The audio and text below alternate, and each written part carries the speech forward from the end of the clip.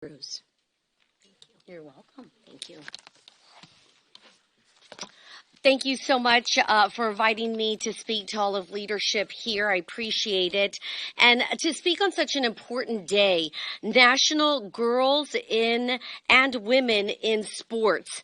First, I want to tell you that I'm a mother. I'm a mother of a teenage daughter, and I will always fight for women to be with women in the locker room and women to play against women in sports.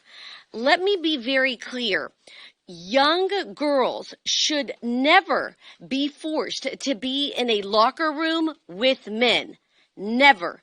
Period. In fact, this shouldn't even be a discussion, and it's appalling that we have to hold a press conference to tell people on the left that men should not be in a locker room with women and that men should not be in sports with women. Again, I'm going to tell you that that's wrong.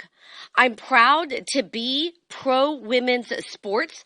I will always fight for little girls across the nation to make sure that they do not have to have their dreams of playing sports squashed by men playing in their sports.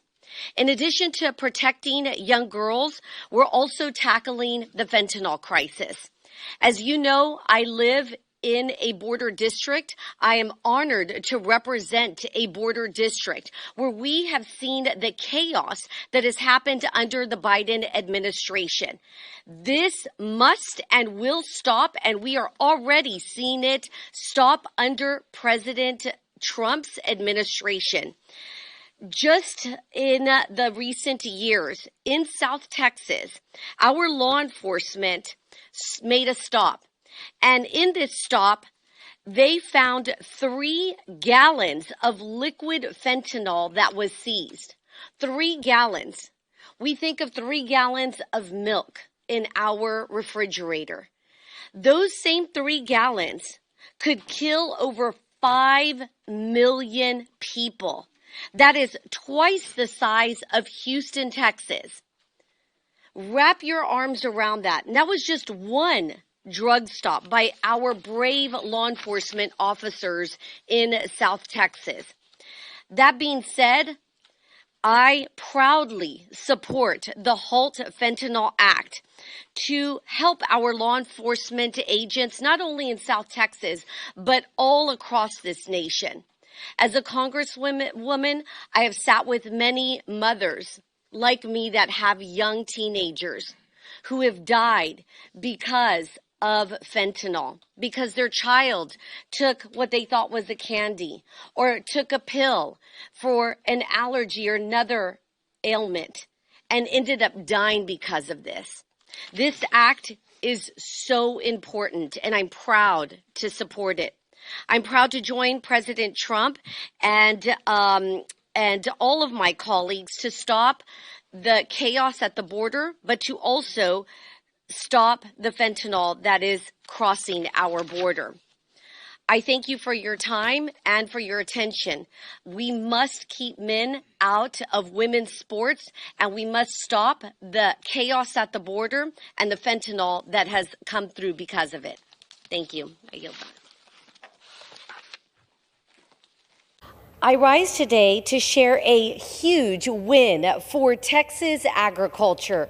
Recently, USDA Secretary Brooke Rollins joined me in South Texas to announce the deployment of $280 million in economic relief that I secured for our Texas farmers. Farmers and ranchers in the Rio Grande Valley have been struggling for way too long. Mexico's refusal to comply with the 1944 water treaty, coupled with drought conditions, has devastated South Texas agriculture. Last year, the sugar mill in Texas closed, leaving just 2 regions with the ability to produce sugar. After hearing from South Texas farmers and ranchers, citrus could be next. And this economic relief is absolutely critical to sustaining their businesses. Any impact on Texas agriculture, on the one of the largest agriculture states, will affect the entire country through severe supply chain distributions and higher grocery prices for American families. For 4 years, the Biden administration failed. They failed to uphold and to hold the Mexican government accountable and secure the water that Texas farmers desperately needed. With President Trump in office, I am now optimistic that we will win the war for water. Their decision to deploy the critical aid demonstrates the administration's commitment to safeguarding the backbone of our nation's economy, agriculture. In addition to the emergency aid, the Trump administration has put its foot down. The State Department is holding the Mexican government accountable by blocking Mexico's non-treaty request for water from the Colorado River. This is a major win in prioritizing our farmers and ranchers, and it is encouraging to have the support of President Trump in this fight. This is just the beginning of the war for water. I will continue to work to ensure Mexico's compliance with the treaty and deliver the much needed water to South Texas. Gentlelady yields. The gentlewoman from Texas, Ms. De La Cruz, is now recognized for 5 minutes.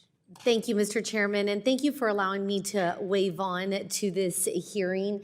This is a very important topic. HUD, as the Vice Chair of Housing Insurance Subcommittee, efficiency and a properly functioning HUD is of great importance and very important to me. In my district, HUD housing is something that we have in all of my district. Efficiency, identifying fraud, waste, and abuse, as you have done so, and thank you for your very candid response. In fact, some of the things that I heard is that you and your team have identified several areas where we can cut back on fraud, waste, and abuse. What was concerning to me is that you had in 2025 high priority items, 35 of them, which at the end of the year, 24 approximately were still open. When I looked at your office and the fact that the OIG had not been forced to testify in front of Congress, and that it had been 5 years since we had heard from your team about the fraud, waste, and abuse, I thought to myself, well, that's just unacceptable. As a small business owner myself, I regularly have meetings with my employees to say, where are you at? What is the temperature? What challenges are you facing? How can we help? And this is when I decided to create something to help us. One of my bills focused on preventing fraud, waste, and abuse at HUD is noticed in this hearing. It is H.R. 225, HUD Transparency Act of 2025, which last Congress passed with overwhelmingly support from both sides of the aisle, and it passed by voice vote on the House floor. The bill is really simple. It requires the HUD Office of Inspector General to testify annually before Congress.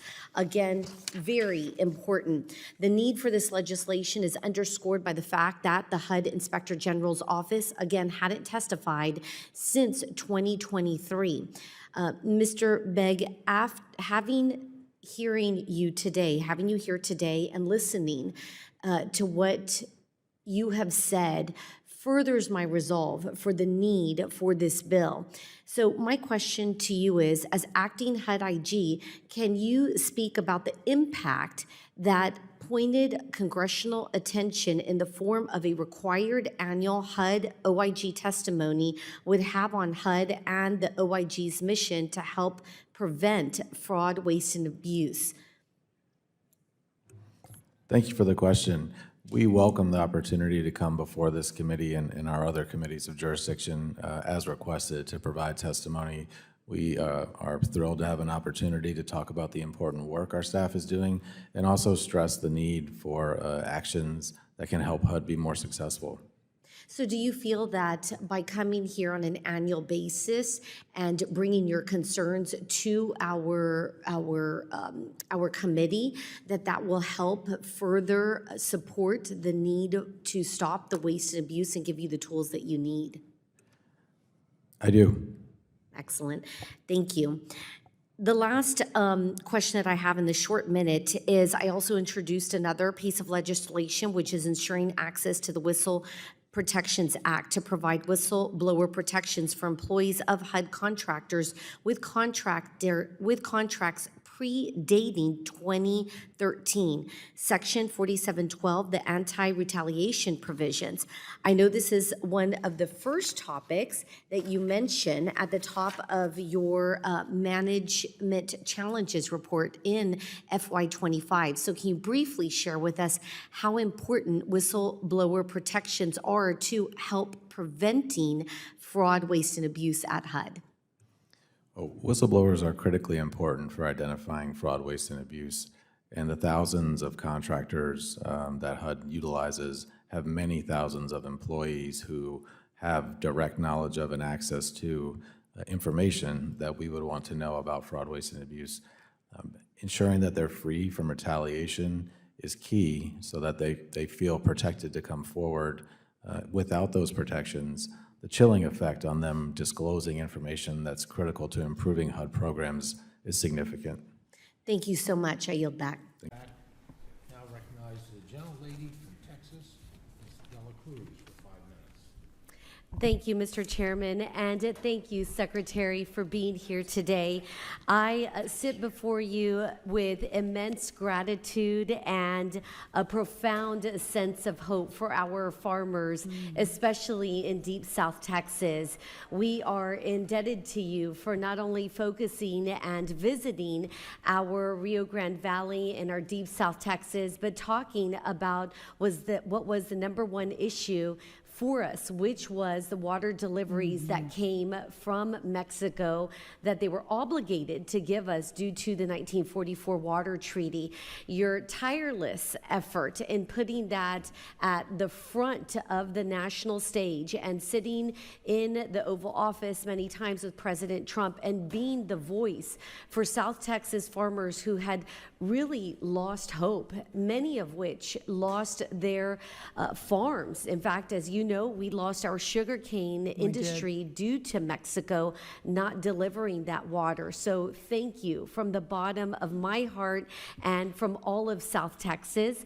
Not only that, but you quickly pushed forward the $280 million that went to our farms that were affected by the 1944 Water Treaty.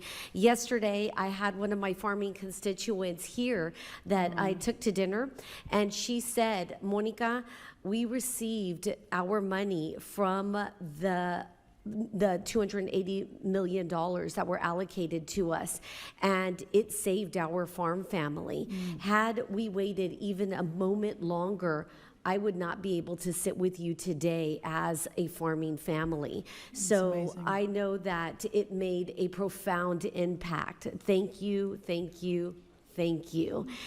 Your tireless effort has been noticed and recognized, and you made a difference in our family community, in our farming community. Thank you.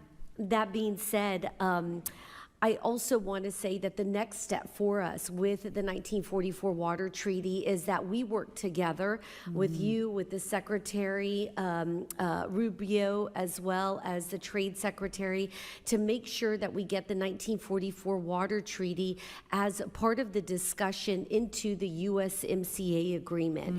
That will be our goal, that the treaty become part of the USMCA agreement so that it has teeth for further discussions should Mexico not comply again with the 1944 Water Treaty. So can I have your commitment to work with us in getting the 1944 Water Treaty into the USMCA agreement? Yes. Thank you so much. I appreciate that.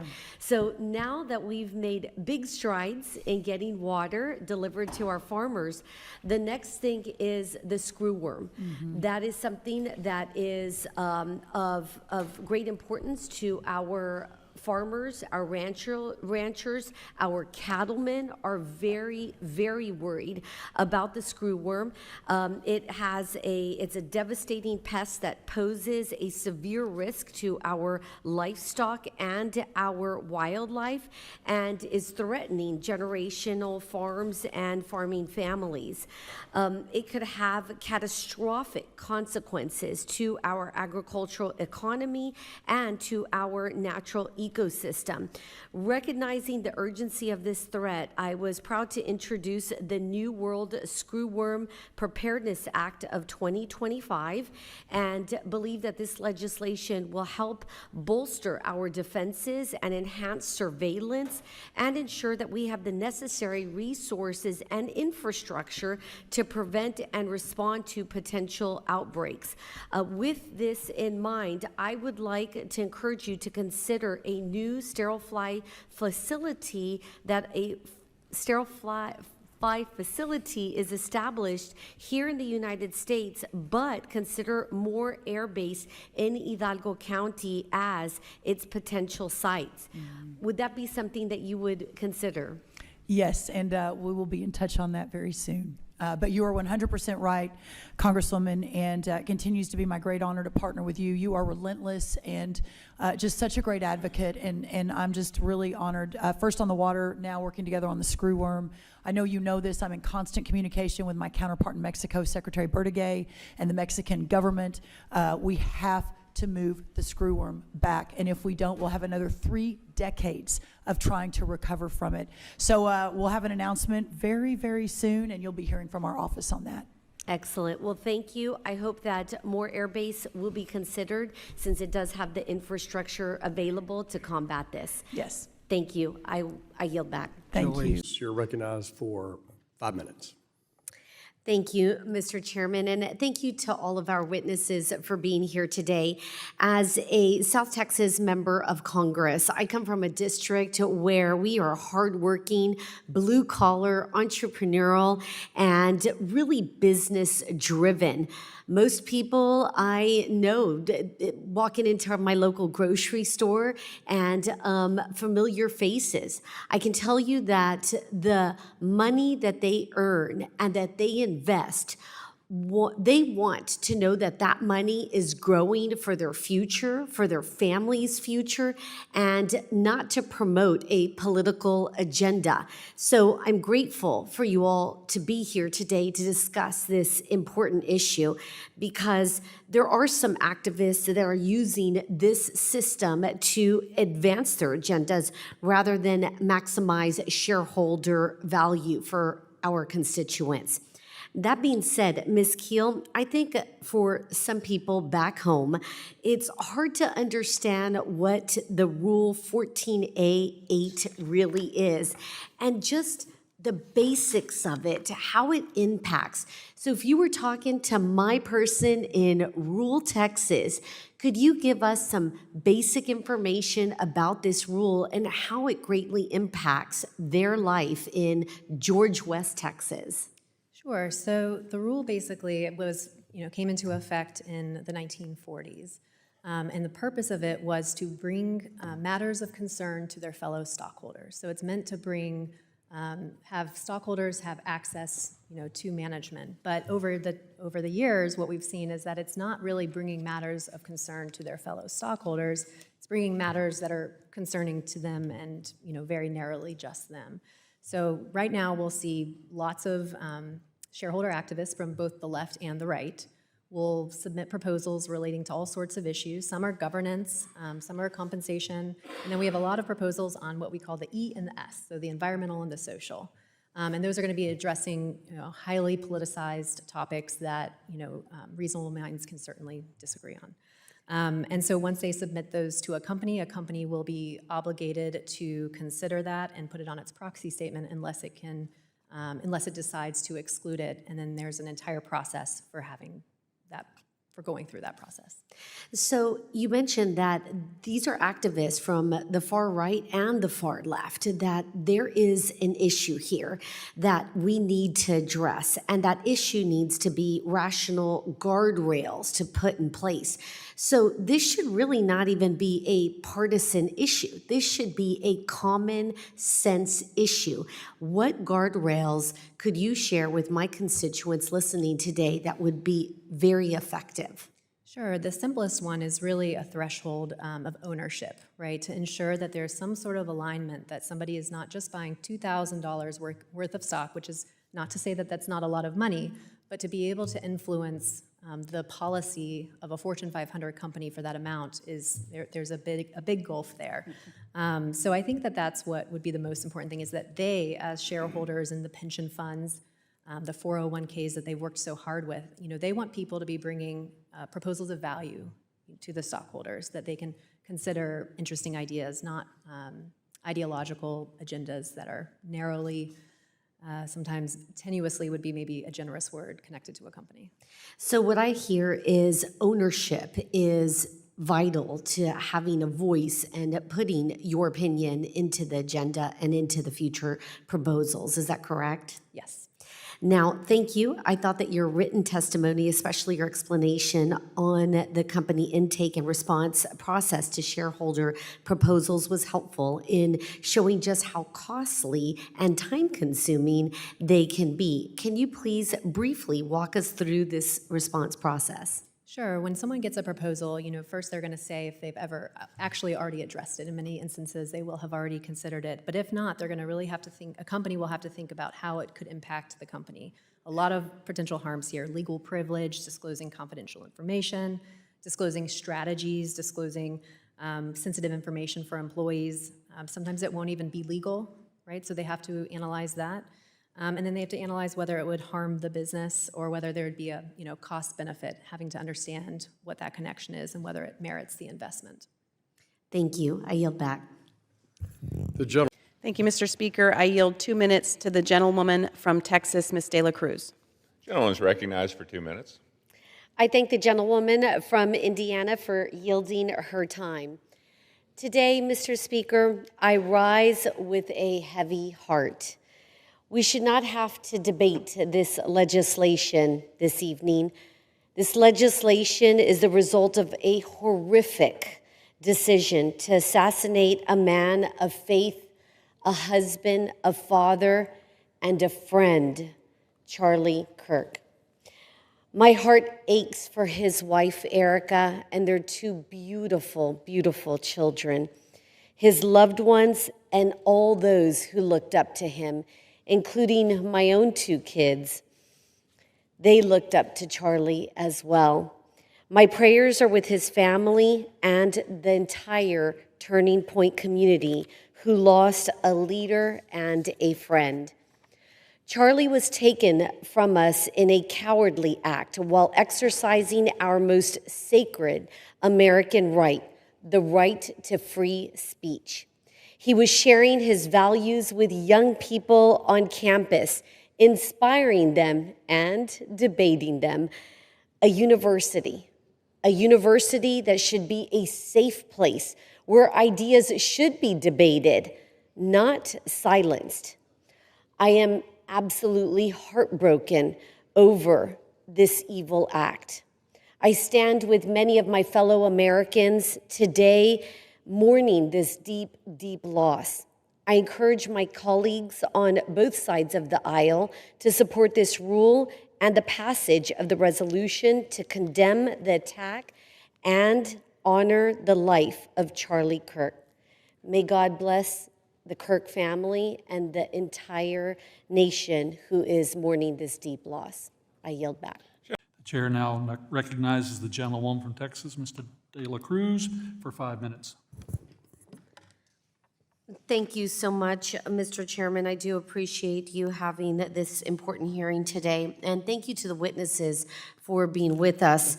The Fed's independence is the bedrock of our financial system, and throughout modern history, the Fed, for the most part, has done a good job not giving into outside political pressure. At the end of the day, it is up to the Fed to ensure its independence. Unfortunately, like some horror movies, the call comes from inside the House. Erosion of Fed independence can happen from within the Fed itself. When the Fed reacts or participates outside of its congressional dual mandate on its own accord, like they have done recently with climate or DEI, the Fed cannot make itself a tool for politicians' agenda, but it can also make grave policy errors, forcing Americans through no fault of their own to pay the price of inflation. And when Americans pay for the price of inflation, they do so not only through their wallets, but also through job insecurity and risk to their mental health. The simple solution is for the Fed to exercise its own restraint, to abstain from getting involved in political issues, and to focus only on its congressional mandate. Only then will we have economic stability and stability in Fed credibility. Mr. Pollack, is the Fed being viewed politically a more recent phenomena, or have there been times in the past when the Fed has gotten involved with things like climate, DEI, or a different issue of the time? Thank you, Congresswoman. I'm not aware of political issues in the past like DEI and climate. Those obviously came into the Fed with serious political pressure coming from the Treasury and the White House. Historically, however, as I said, there is always the politics and the policy of the White House and the Congress. One example that I might mention is in the 1960s, the many leading Democrats, including Senator Proxmire, have heavily asked, I guess might be a polite word, the Fed to buy the bonds of housing agencies of the U.S. government. I think this was a mistake. Senator Proxmire in his comments even reminded the Fed that Congress could abolish the Fed if they wanted to, which is true. I should say, if you wanted to. William McChesney Martin said, and I think he was right, the Fed should not do anything, should not use its monopoly money power to benefit any particular section or parties or interest group. That to me is bedrock correct policy. The Fed's monetary policy is a general policy affecting the whole society. It should not be turned into subsidies for any political parties in general, including, as that debate was housing. Thank you.